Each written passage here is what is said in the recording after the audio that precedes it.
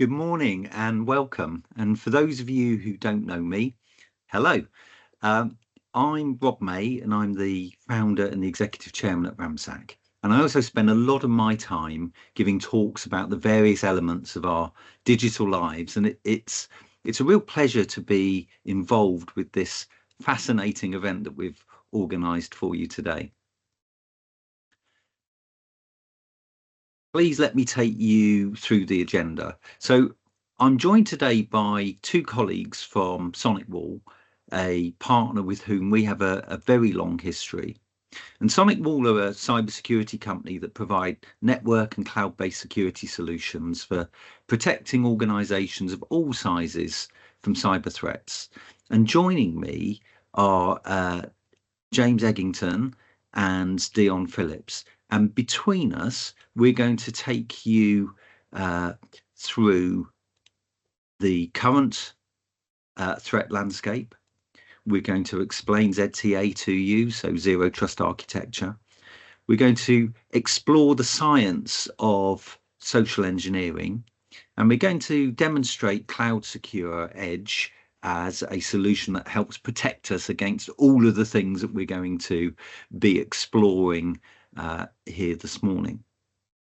And then finally, the three of us will answer any questions that you might have at the end. So feel free to add questions via the chat, but we'll do a combined Q&A session to camera right at the end. So October is International Cybersecurity Awareness Month, and that's a movement that this year is celebrating its 20th anniversary. And each year has a subtly different theme. And in 2024, the focus is all about us securing our world. And why is that important?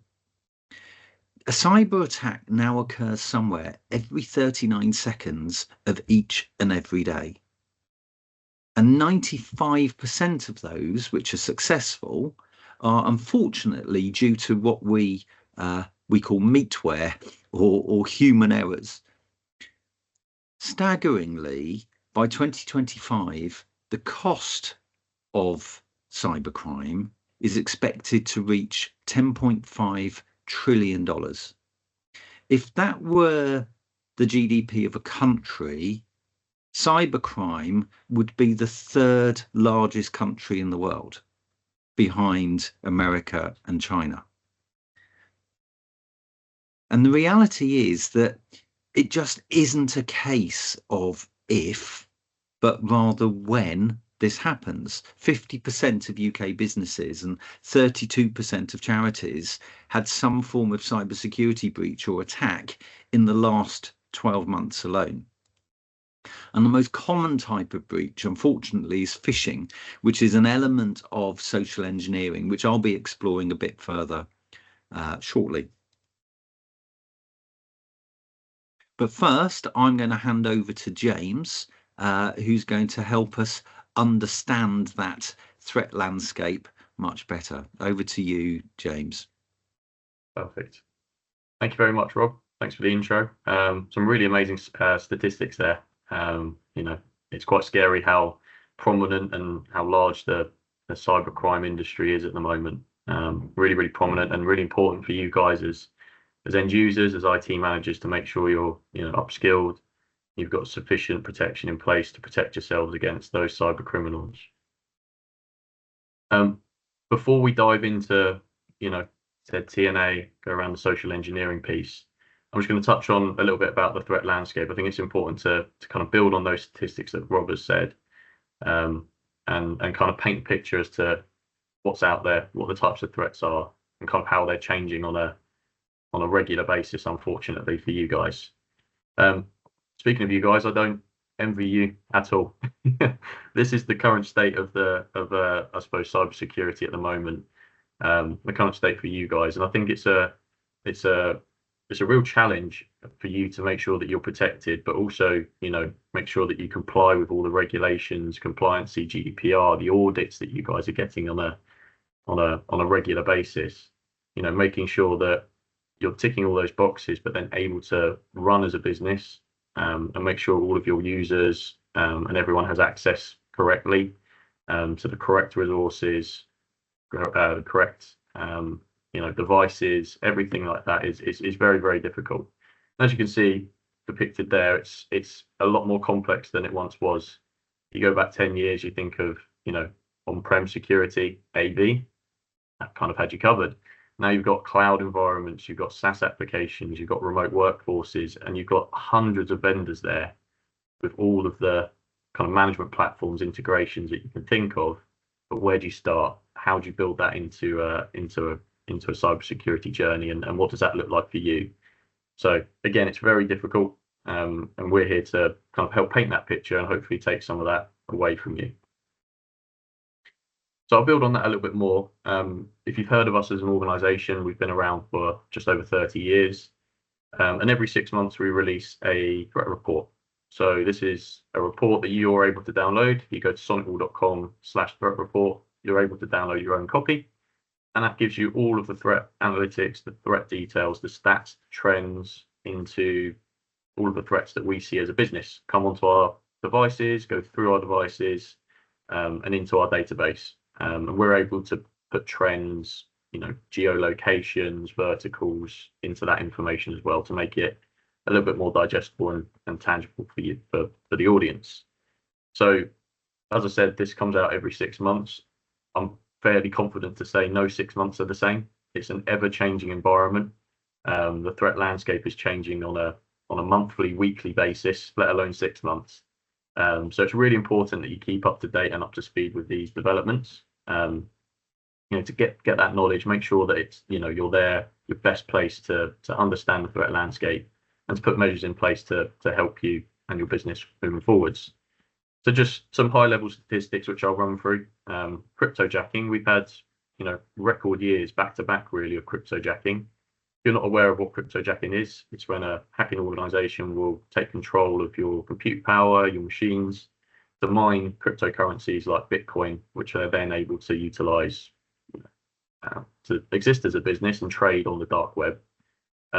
You won't see a huge amount potentially, but they've got that ability because they're in to put a ransomware attack on you. You might see a slower network, etc.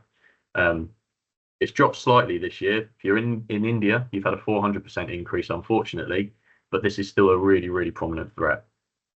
Encrypted threats are up nearly 100%. So, 90% of web traffic now is encrypted. You need to make sure that traffic is being inspected. You're putting a certificate on there, making sure there's nothing malicious in that traffic. And you can do that by turning on DPI SSL on your SonicWall firewall. You've got another firewall, it might be called TLS decryption. That might be something you're aware of. Just make sure that's enabled on the firewall. Ransomware, I'll touch on that in a little bit more detail on the next slide, but just be aware, 50% decrease year on year. It's quite a significant decrease. So ransomware itself is a very kind of complex and time-consuming and very targeted type of attack. We're seeing that over the years decrease. We had a big spike over the COVID period, and there were some big names, unfortunately, big organizations that were attacked and had a large sum of money put on them in terms of ransom. We're seeing that type of attack really go away, and more often now, as Rob's mentioned, phishing, your traditional malware attacks, your malicious links, attachments, and emails are becoming more and more prominent. We saw a huge spike earlier this year in May, and that type of threat, the more kind of basic malware, just as harmful to you and your network, unfortunately, but that's becoming more and more popular. And unfortunately, cyber criminals are coming better at it. I'll touch on a little bit on SaaS applications as well. So, cloud apps, Office 365, I'd say 99% of the people on here use Office 365 or G Suite. That's a platform that lots of organizations utilize. Our SOC team, who are a 24/7 entity, monitor logs coming from cloud applications and SaaS applications. And of that traffic, we saw 83% of those critical alerts, unfortunately, being compromised credentials. So making sure that, those Office 365, that SaaS application is secure, you're updating passwords regularly, you've got MFA on there, is very, very, very important. And last but not least, IoT malware. I think, you know, if you're an IT manager on the call, the visibility of those devices is really, really poor. There's not a lot of security on them. You know, they're Wi-Fi enabled, but there's no encryption, there's no security, there's no hardening at all of those devices. So the easy way, unfortunately, for hackers to get onto the network. So make sure you try to have as much visibility as you can of those, because again, it's up 107% year on year. Now, I mentioned ransomware earlier being 50% down year on year.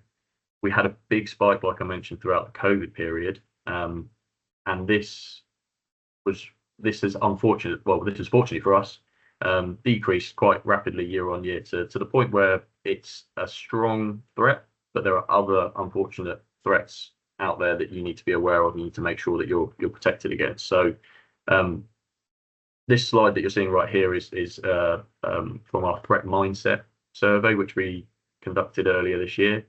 Put out to hundreds of IT managers, and this is essentially what they're most concerned about. So ransomware is probably not hot on in terms of threats at the moment, but it's on the top of what most people are concerned about. So that could be based on publicly facing attack surface. The fact that it's publicized quite a lot, it's quite easy to understand, and it's very prominent in the news, for example. Actually, if you look at the top three there, you've got your phishing attacks and your malicious attacks. They're quite well publicized threats. But as we've seen, IoT malware's up, cryptojacking's up. So, even though these are down the scale in terms of what we saw as IT managers being most concerned about, actually they're still really important to make sure you're aware of. You understand how to stop these types of attacks, and you've got measures in place to do so. So hopefully that gave you a little bit of an update as to where we are and kind of what the threat landscapes look like. So Rob was actually going to preface this sort of demonstration with the sort of whys and wheres for with regards to ZTNA. I'm pretty sure you'd have heard that is the latest sort of buzzword at the moment, ZTNA, but it shouldn't be dismissed as that. It's a lot more. It's a strategy for essentially securing remote access to both on-prem resource and cloud-based resources, and no longer sort of going with the route of, right, people need remote access, they need access to on-premise servers, they maybe need access to SaaS applications, etc., but we'll just give them access to everything. We really need to be focused and sort of work to a zero trust policy, basically, to say, right, okay, based on your roles and group memberships, for example, you're allowed access to these different types of resources that we currently possess. So as I say, that could be on-premise, that could be SaaS applications such as Salesforce, maybe it's your infrastructure in the cloud, Azure, AWS, etc. We really need to control how people access that, both from a persona perspective and also from the device that they're actually using. And that's where Cloud Secure Edge comes into play. So essentially, as I just mentioned, we can cover access to various different types of platforms from a remote user perspective. So they'll basically utilize an application on the endpoint, like a traditional VPN, but it's got a lot more to it. So it's got layers of security and some awesome functionality built in there as well for the user itself. So as I mentioned, we can cover your on-premise networks. So maybe you've got servers that people need to access remotely. Maybe it's applications such as HR portals, expenses portals, that sort of thing. Equally, if you need to guard access to your infrastructure services, again, such as your AWS, your cloud, Google Cloud, Azure, etc., we can cover that. As well as your SaaS applications. So we have a form of CASB, which is Cloud Application Security Broker. So essentially we will define rules to say, right, okay, yes, you have an O365 account, but when you're accessing that, we want to make sure you're doing so in a secure manner. And by that, we mean using a trusted device which meets certain security criteria that we can define. We also provide a layer of secure web gateway at the endpoint. So essentially, when users are on-premise in the office, they're sat behind a firewall which controls the different categories of websites they can and can't get to. When they're out on the road, for example, those controls go away. We can actually add that in with Cloud Secure Edge as well. So we can say, right, okay, you can go to X, Y, and Z categories because they're acceptable, but you can't go to A, B, and C, for example. So essentially, you're pushing out your acceptable use policy to wherever a user may be at any given time. How do we do it? So essentially what we have is sort of three main components. We have an application on the endpoint, which I'll show you in a second. We also have a cloud command center, which is where your administrator and your IT manager, etc., will go to create their policies to define how you can or can't access certain resources, see who's doing what devices are accessing these platforms, etc., and carry out general management and alerting tasks. We've also got what we call our global edge or dynamic edge. Now, this is the part that basically is the gatekeeper. So we will look at information sent from the application alongside the request for a certain resource. So as a user on the application, you'd say, right, I want to access our HR portal. That request will then go across to the dynamic edge. And basically the dynamic edge will then say, okay, I've got Dion authenticated and I've got his device, which is a trusted device, which I've seen before, has a certificate on it, and we know is secure. It will then push that traffic across to the resources I need to access. Now, when the user actually launches the application on the endpoint, we integrate with basically various IDP providers. So your pings, your Entra IDs, your Oktas, etc. So the authentication stage there is secured by your IDP provider using SAML. As I said earlier, once we've authenticated, we can then say, right, okay, you're a member of the development team. So therefore you get access to these particular resources. Now they may be servers in AWS, servers on-prem, for example, anything they need to carry out their day-to-day tasks essentially. But once we've done that, we will push down those resources. We will also take a look at the endpoint and we'll factor in trust criteria. So we'll say, okay, is the operating system at the most current version and secure? Is the antivirus on the endpoint running and not reporting any issues? We can also do some clever stuff like check for auto updates. We can look at things like registry keys within the operating system to say, right, are these in place and are they enabled?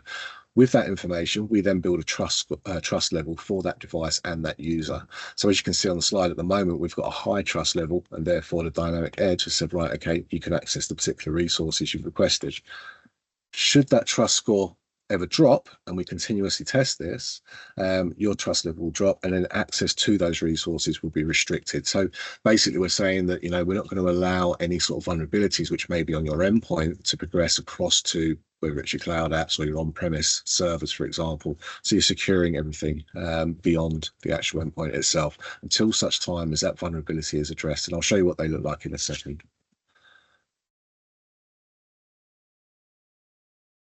The way we license this product is sort of two-tier. So we have licenses specifically for on-premise infrastructure. So your servers, maybe your telnet servers, your SSH servers, that sort of thing. And we have two different varieties of licensing at that level. So you can have the basic suite and the advanced suite. Now the advanced suite gives you all of those zero trust features and functions, but applies it to your own private applications and your own private server infrastructure. The edge, cloud edge that I mentioned, you can also have your own private cloud edge on-prem, which would run on a VM, and essentially gives you more control over where your data is going on a day-to-day basis. So if you're not happy with it being shared in essentially a public cloud or in a shared environment, sorry, you can actually have it on-premise and under your control. Now, the second tier of licensing is the secure internet access license. Now, this essentially covers all of your environments, which are SaaS applications, infrastructure as a service, your AWS, your Azure, etc. And it applies those sort of same levels of control from a ZTNA perspective, but then also layers on things like DNS security. So going back to the filtering I mentioned earlier, we also add in the CASB functions for your SaaS applications. So you can define access criteria. You can define things like only certain IP address ranges can access our cloud resources from a given location and a given device type. And that also includes the secure web gateway. So as I said earlier, we factor in some essentially security controls on the endpoint to say, right, okay, if a user clicks a certain link or tries to go to a certain website, for example, we're going to do a forward check and just make sure there's nothing malicious on the other side. So we'll look for things like newly created web page, newly created domains, for example. And if they're flagged up as that, we'll stop access accordingly. So you've got an extra layer of control in there as well. So what I'm going to do now is I'm just going to switch across to the actual platform itself so you can see what it's like from a user's perspective. So hopefully you can all still see my screen. James, can you still see that? Yeah, absolutely fine. Excellent. Right. So as you can see on screen, this is the application itself. Now, as I mentioned, we integrate with an IDP provider. So as soon as you've authenticated, you'll see the services that have been assigned to you. As I mentioned earlier, this is all based on your groups and roles essentially within the directory that we're referencing. So in my scenario, I've got a list of hosted websites. Now you see we've got things like Salesforce, Okta Sign On, a trials platform, which could be, for example, a HR platform that you host internally, that sort of thing. But essentially, these are all the resources that I've been assigned based on my roles and permissions. Equally, on-premise resources, so I've got all my servers, etc., that have been assigned to me that I can access over an RDP session, over a browser session. The choice is mine. I've also got options to filter down. So if I know, for example, I need to carry out a remote desktop connection to one of my servers, I can filter down to RDP and pick the one I want accordingly. Equally the same for databases, SSH sessions, and the like. I mentioned earlier around the ZTNA piece and the checks that we do. So once I've actually before I actually authenticate, as soon as the application is running, we're checking for these trust criteria. So if you think back to the slide with the diagram of how the traffic flows, this is all related to my trust level. So in this particular instance, I've defined things like auto update must be enabled to attain a high trust level. The same as the CSE application, this application itself must be on the latest version. I must also have disk encryption and a firewall running within my operating system. So all of these factors combine to give me that high trust score there, and then I can access the resources again that have been defined here. At any time, should any of this change, as I say, my access can be restricted. So let's say it's a minor infringement, like auto update isn't actually enabled on the endpoint. Maybe it's been inadvertently turned off.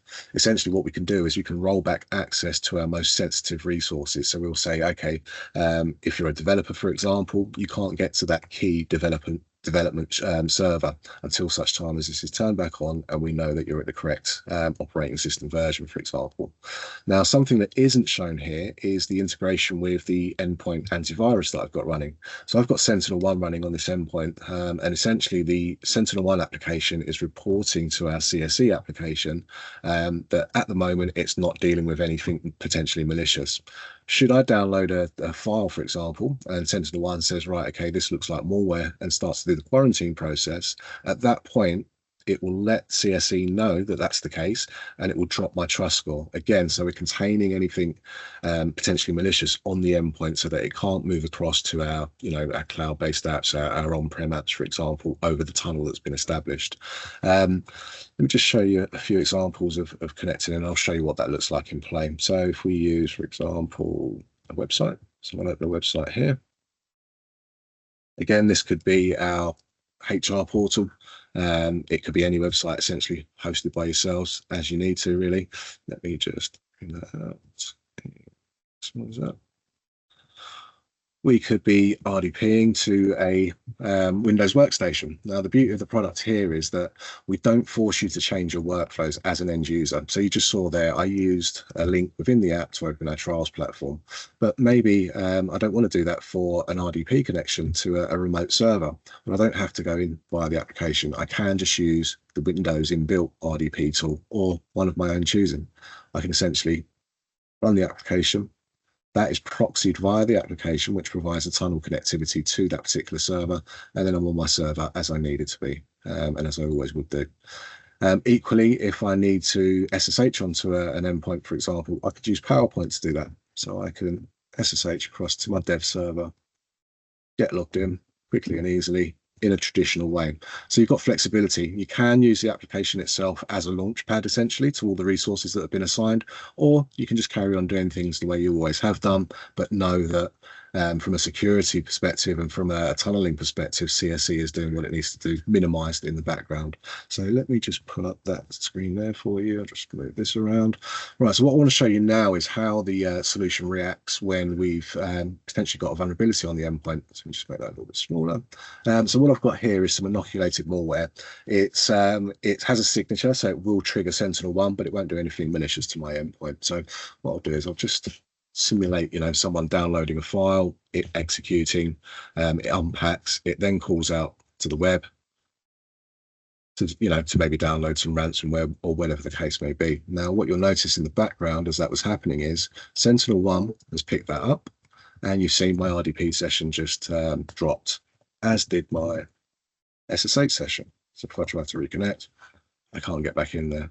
If I go to our HR portal, you'll see now we've got an unauthorized request. So basically access has been blocked. So as you can see, because SentinelOne has picked up a potential issue on the endpoint, it's cut my access to everything remote. So again, that threat can't move across to other bits of infrastructure.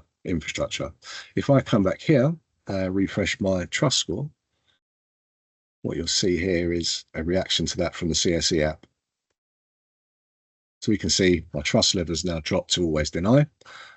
We can see exactly which of the trust factors I failed on. So everything else is still fine, but actually SentinelOne is reporting that we've got malware on the endpoint, and remediation is required. Now, I can set that off in a second and that will get my trust score back. But the thing I want to point out here is when users can't connect, generally they can look here and go, right, okay, what's the actual issue? Actually, auto update's been turned off. What you can do as IT managers is you can define some steps here to say, right, to re-enable your connectivity and to re-enable auto update, follow these steps. They can then do that, refresh their trust score, which should then progress back up to high, and then they can access the resources they want to. So essentially, you can avoid creating unnecessary support calls, for example. Now, I'll show you what that looks like in place. So now if I let SentinelOne carry out the remediation task, you'll see I go back here and refresh the application and also my browser, and you can see I'm back on our HR portal. My trust score has gone back up to high. I should now be able to connect to my SSH server, my dev server, and also reconnect to my RDP session. You can see it's quite a fluid workflow from that perspective, and it's really geared to, one, being flexible for end users to live with on a day-to-day basis, and two, to help from an IT support perspective when it can. So if it's something that a user can help themselves with, then we'll give them the steps here to be able to do so. That's essentially CSE in a nutshell. Fantastic. Okay. What I wanted to talk to you about in this session of the talk is really about, we've looked at some of the tech. James set out the landscape. Dion's just demonstrated some of the tools that we use and deploy within our clients to defend against this stuff. But what's behind all of this? We talked about the stats. We talked about the fact that this is ever prevalent. And the thing is, people moan about cybercrime, rightly so. But for these cyber criminals, what they do is their business. And people set up businesses to do this. And it's a real thing that we have to understand. And when I talked about meatware earlier, i.e. the risk of people and the human vulnerabilities of cybersecurity, the reality is where they are attacked and manipulated is through the science of social engineering. And I just wanted to talk about some of the vectors of the science of social engineering so that people have a wider understanding. We work on autopilot as humans about 95% of the time. I don't know whether any of you have read Chimp Paradox by Steve Peters, but he talks about the fact that we have this inner chimp that is our autopilot. We're having to make so many decisions all the time that we're on autopilot. And what your chimp does, your chimp controls your inner defense systems. It's your fight, flight, or freeze response. And the chimp looks at any scenario and in a blink of an eye works out whether you're in danger. And what cyber criminals know is they've basically perfected the art of saying, look, your human brain is going to look at a picture, and if enough pieces of the jigsaw are there, your autopilot is probably going to move you on to the next stage. And so they work very hard at plugging the pieces of the jigsaw. And there's lots of different elements or vectors of social engineering, but I thought I would just talk about what are probably the top 5, just as a reminder. For some of you, this will be a reminder. For some of you, some of this will be new. All of that is really useful stuff regardless. So we're going to look at phishing, vishing, smishing, crishing, and impersonating, which I reckon are the top 5 vectors that we see from our SOC services that we're providing to those of you who are our clients through our Secure Plus service. So phishing, I think everybody is familiar with phishing. We talked about the high percentage of cybercrime that comes through it. Phishing is, I think, really interesting. It's not new, and in fact, phishing existed a long time before we had email. You know, if you take the very well-known Nigerian prince scam, where that so-called Nigerian prince is trying to get money out of the country and into your bank account, that used to come by fax. Well, in fact, it used to come by post, and then it came by fax, and then it came by email. So, and 30 years later, it's still coming, and people are still falling for it. Another aspect is whaling, and whaling is essentially phishing aimed at the big fish in the organization. Some people call it CEO crime. It's the so-called email from the CEO to the finance team saying, I need you to make an urgent payment. Unfortunately, there is a successful whaling attack in the UK every 15 minutes of every working day. And by success, I mean money being paid out into a criminal's bank account. So just because this has been around a long time doesn't mean that people have their head in action and are continually to think when they get that email, are they actually thinking about what they're being asked to do, or are they on autopilot? The other thing that we see quite a lot of, unfortunately, is adversary in the middle attacks. And adversary in the middle attacks are where the cyber criminal is intercepting email and they're manipulating email. So you are sending or receiving an expected email, but the adversary has intercepted it and they've made a change to the bank details, for example.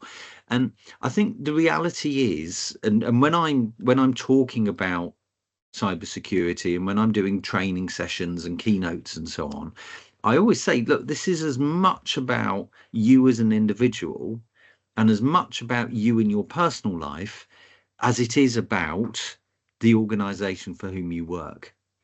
And obviously, typically I'm being paid by organizations because we have to protect our organizations. For lots of different reasons, we have to protect our organizations and we have to protect the data and our livelihoods.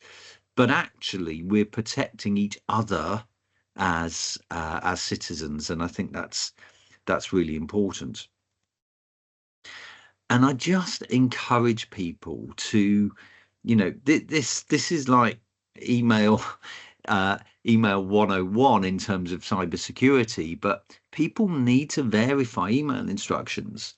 And what I mean by that is if you get an email and somebody is asking you for payment, and it's somebody who's not asked you for payment before, and or it's somebody who has asked you for payment before, but now the bank details have changed, you've absolutely got to verify it. And 100% you cannot verify it via email. And I would suggest don't verify it by calling a number that might be included in that email either. Go to your CRM system or go to the website and see what the contact details are and just say, can I just verify that your bank details have actually changed? So I know these are real basics, but as I say, unfortunately, people are falling for this all of the time. So it's vital that we continue to bang this drum. Vishing is another one. So vishing is phishing via your mobile phone, via voice. Sorry, no. Vishing is phishing via voice. It's voice solicitation. It's somebody phoning you up and pretending to be somebody they're not. They're phishing you with their voice. They're saying that they're the bank or they're HMRC or whomever. And again, this is a huge problem. And I just ask people to stop and pause. And we don't make it any easier, I don't think. You know, if your bank had cause to call you, the first thing that they would do when they called you is they would ask you to verify your security questions. Well, I'm never going to do that. If I get a phone call out of the blue and, you know, they tell me that it's the bank, it might even display on my phone that it's the bank, but again, that's not enough. It's too easy to spoof a number. I can, as a cyber criminal, very easily make it look like a known number is calling you. It's not necessarily. So just because a number displays on your phone doesn't mean that that's who's actually calling you.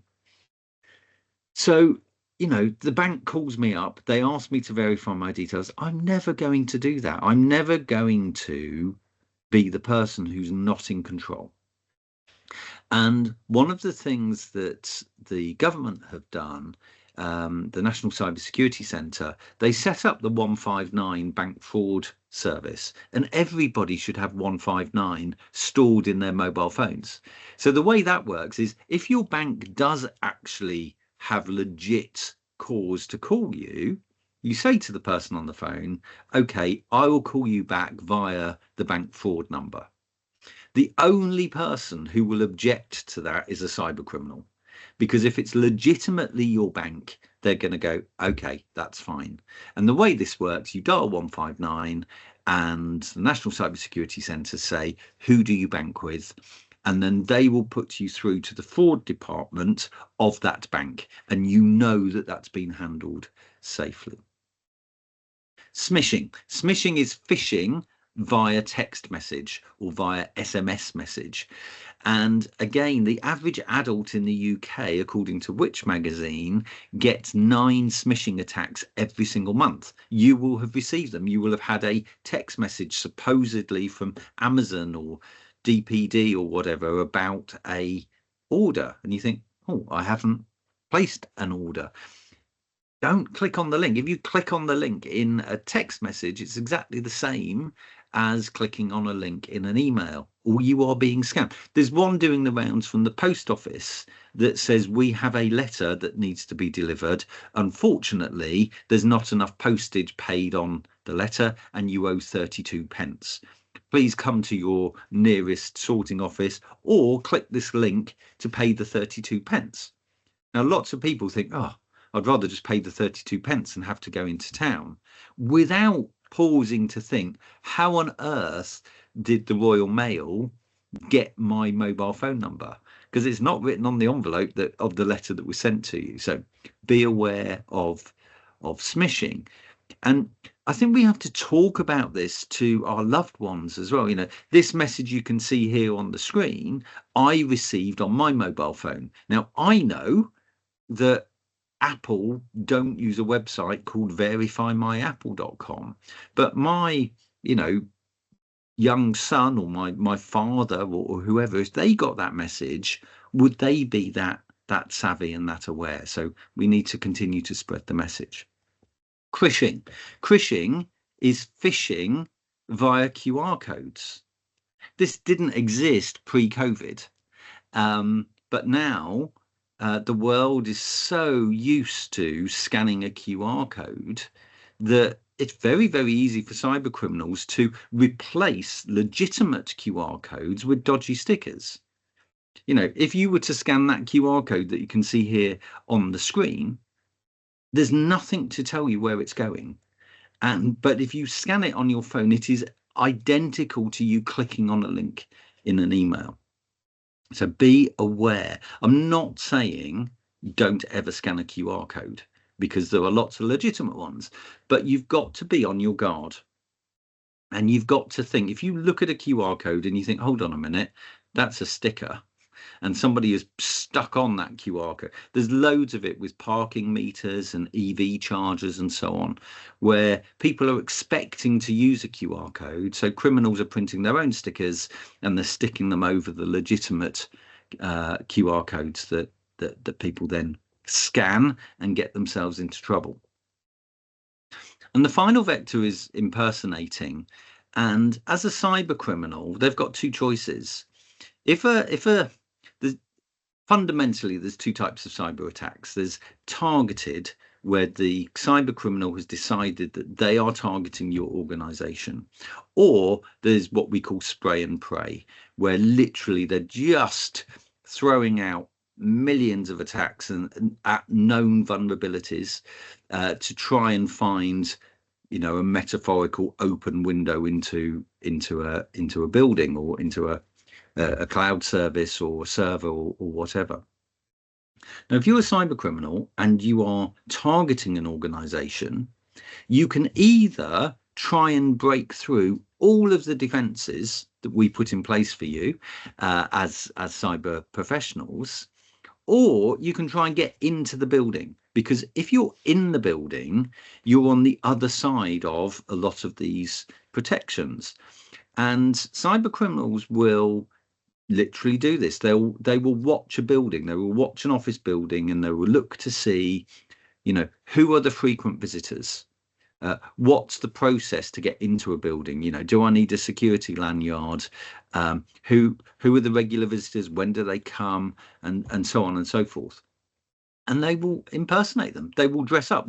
One of the common scams is the sanitary bin scam, where they look to see what company you use to service the sanitary bins in your toilets. And then they dress just like them, and they walk into reception with sanitary bins under their arms. And the question is, what happens then? Do they still have to sign in? Do they get waved through because they're expected? And the other thing that I always challenge rooms with when I'm talking in person is, you see these people every single week in your own business. When did you last have a conversation with the person who services your sanitary bins? And very few people do. These criminals, arguably, assuming they're impersonating and they're not the real sanitary bin people, these criminals are hidden in plain sight, and we just have to be on our guard. Just a sanity check question. If you had an attack right now, so we finished this session, we have a cyber attack, do you know what you would do? And more importantly, do your colleagues, do the people who work in your business, do the people on your board, do they know what to do? And it's absolutely essential, because, time delay and or panic costs us money. And, we've got to be vigilant with our training, and metaphorically, we need to regularly run cybersecurity fire alarm tests. And I'll share a link at the end of this session where you can download an action plan that will help you with this. Cybersecurity is not a destination. We're never going to get there. It's a journey. And as soon as we come up with new ways of defending you, cyber criminals come up with new ways of attacking you. So we have to stay on our journey, and we have to continue to talk about this, because if you, as an individual, and the people that you work with aren't cyber secure, then neither is your business. And it's as simple as that. So there's also a QR code on the screen. It is a safe QR code. It is not a crushing thing, but there's a QR code on the screen. If you want to scan that, that will give you the action plan on what to do in the event of a cybersecurity breach. You can also request that in the feedback form. There's a whole list of resources from all of us who have spoken here this morning that you can request. So please do that. But on behalf of James, Dion, and myself, I just want to say thank you for your time today. I hope this was useful. Stay safe and have a wonderful day. Thank you very much. Thanks all. Thanks, guys.